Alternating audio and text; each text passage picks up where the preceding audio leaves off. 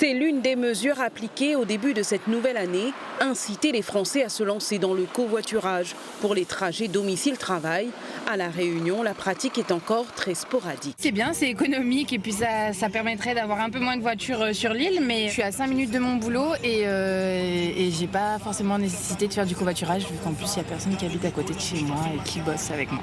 Ça m'intéresse pas le covoiturage parce que c'est compliqué, il faut aller prendre la personne, déposer la personne. Moi je préfère rouler toute seule, tranquillement, et puis c'est bon pour ça même.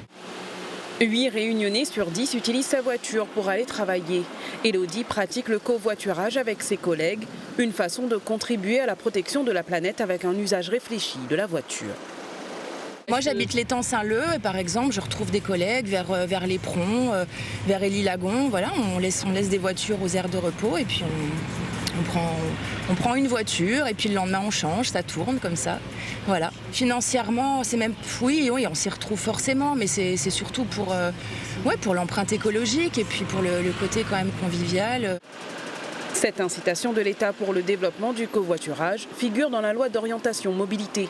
Elle prévoit d'exonérer l'employeur qui mettrait en place le forfait mobilité durable. Cela représenterait 400 € par an par salarié.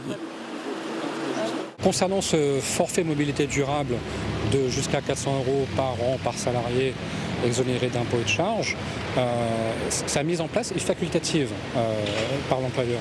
En revanche, ce que la loi prévoit, c'est que les déplacements domicile-travail fassent partie des thèmes de négociation obligatoires dans les entreprises de plus de 50 salariés. Donc il sera important que les instances représentatives du personnel et les employeurs échangent sur cette problématique des déplacements domicile-travail.